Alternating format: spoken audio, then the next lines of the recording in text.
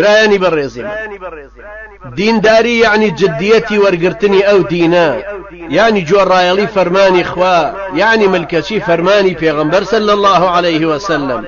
سەیری کەن برایانی بەڕێزم.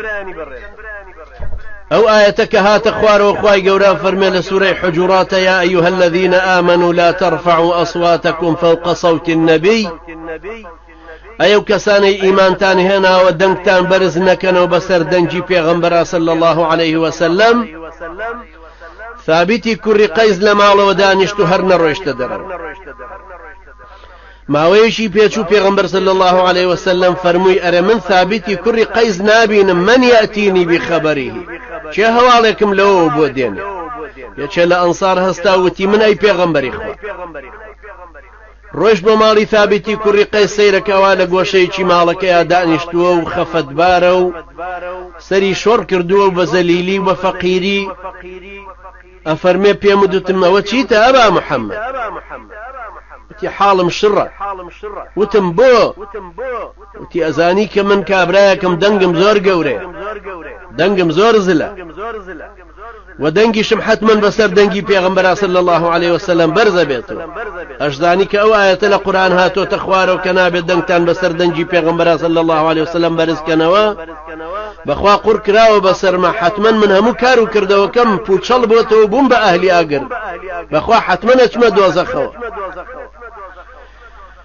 کابرای ئەنساری گەڕایەوە خزمەت پێغەمبەر صلی الله عليه وسلم و پاشان هەواڵەکەی دایە کە وەزعەکەی ئاوە. پێغەمبەر صلی الله عليه وسلم فەرمووی اذهب إليه وقل له لست من أهل النار ولكنك من أهل الجنة.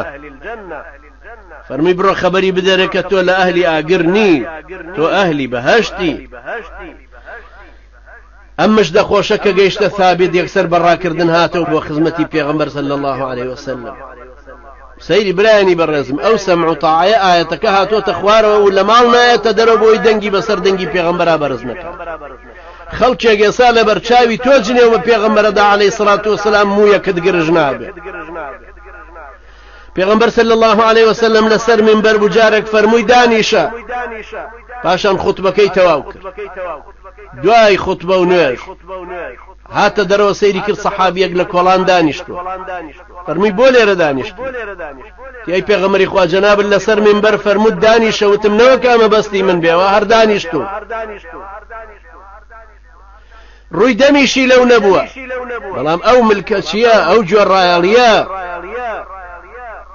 ئێستا ئەم هەموو ئاەت و حەدیسە خوێنرێتەوە بەسەر کابرای ئەهلی مزگەوتە، بەسەر کابرای داعیە، بەسەر کابرای قسە زلە کە بە قسەی زل هیچی نەهێشتۆتەوە بۆ ئەم ئیسلامەتیە. بەڵام ئەبینی گوێڕایەڵیەکەی بۆ نەفسی خۆی زۆرترە لە خوای گەورە، ملکەچی بۆ هەوا و هەوەسی خۆی زۆرترە وەک لە پێغەمبەری نازدار صلی الله عليه وسلم. ئاخر چۆنە توانیە بەم شێوەیە تۆ ئیسلامەتیەکەت بگری؟ بیرکردنەوەت لە قیامەت کامەیە؟ زەخیرەدانانی قیامەتت کامەیە؟